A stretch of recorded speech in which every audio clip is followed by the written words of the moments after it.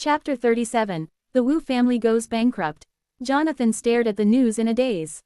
After a long while, he raised his head. The older, the wise. Jonathan's expression did not change. He looked at Alexander and said, "Ask the Locks what's going on with them now." After receiving the order, Alexander quickly turned around to walk to the balcony to make a call. The people in the room, especially Jennifer, Jasmine, and Joshua, looked at each other. They were probably plotting something. Jean was relatively calm. Jonathan was also expressionless. After a while, Alexander returned to the study and said respectfully to Jonathan, "Dad, something has indeed happened to the Locks." Jonathan's expression changed slightly. When Muck moved in, they didn't think of working with any other companies. They have long gotten independent rights in Harkin and were building their own e-commerce platform. As a result, all the investment of the Locks has been wasted. Coincidentally, today is the maturity date of the Locks loan. The Locks intend to mortgage the e-commerce companies they acquired to the bank, but the bank won't accept it. At the end of the day, once Muck enters, how can small e-commerce companies have the chance to survive? The Locks have lost a lot this time, Alexander said with some fear. Fortunately, they did not impulsively take out funds for the collaboration back then, or they would have suffered too. Can the Locks still delay the bank's loan? Jonathan asked. It's very difficult. Not only did the Locks face the inability to repay the bank's loan, but their business also has a broken capital chain now. If they still want to get up, they'll have to continue the loan. However, the Locks' traditional business no longer has prospects for development, and there's no market for the e-commerce companies they invested in. The bank can't continue lending them money without an end. According to what banks usually do, they'll probably recover all of the Locks' mortgaged assets and auction them off to cut their losses. Jonathan nodded as if he was clear about this matter. At the same time, a phone rang in the study. Alexander took a glance at the caller. He hurriedly said, "It's Damien. He's going to borrow money from you." Jonathan went straight to the point. You should reject him, of course," Jonathan said, "give me the phone." Alexander gave the phone to Jonathan. Jonathan picked it up. "Damien, it's me, Uncle Jonathan, it's best that you answer my call. I was just about to look for you," the other party said anxiously. "You know that I've been investing in e-commerce platforms during this period. E-commerce is the trend in the future, where a lot of money can be made. That said, at this juncture, I've invested too much money in this, so I don't have enough funds at the moment. Yesterday, I also told Alex that as long as the e-commerce platform is built, we'll split it 50-50.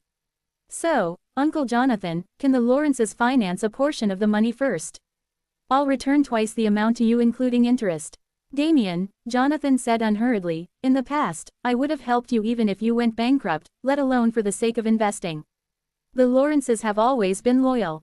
However, while I wholeheartedly let my granddaughter be married to your son did such a thing to let her down.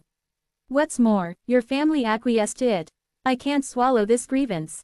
Since our families have fallen out, there's no possibility of further cooperation between us."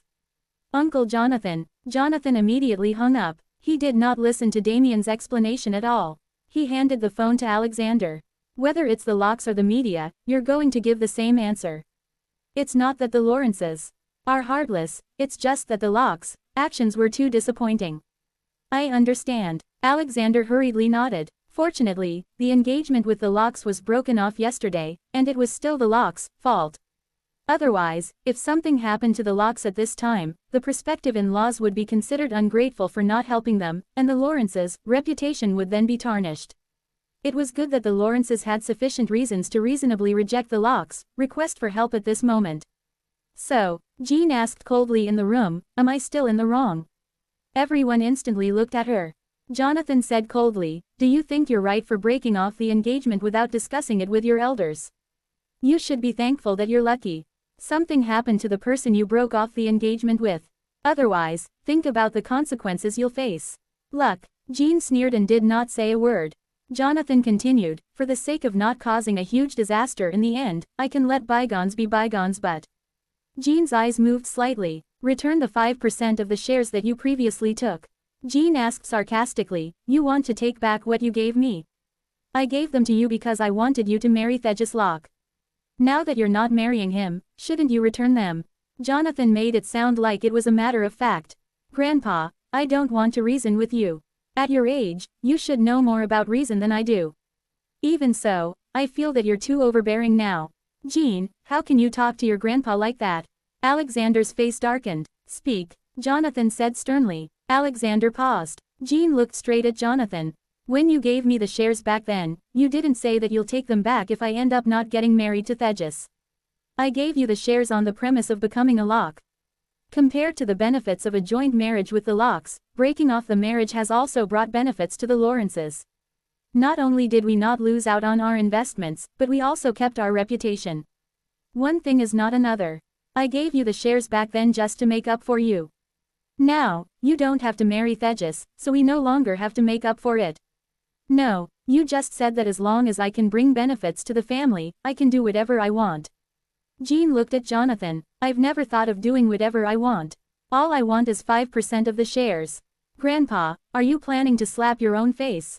Jonathan glared at Jean. He had never thought that one day, he would be rendered speechless by his granddaughter. Grandpa, 5% of the shares is nothing to you.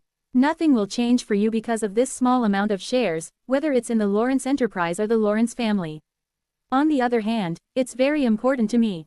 What's so important? Jonathan snorted coldly. It means that I'm a Lawrence, Jean uttered word by word. Jonathan seemed to be stunned for a moment. Jean said in a slightly lower voice, I was chased out of the family by you, so I once suspected that I wasn't my dad's biological daughter. These shares at least give me a reason to convince myself that I'm a Lawrence. Jonathan looked at Jean, and at that moment, he seemed to be sizing her up. It was probably the first time in the 25 years since Jean was born that he looked at her so directly. Jonathan, who had always valued sons over daughters, had always treated the daughters of the Lawrences lightly.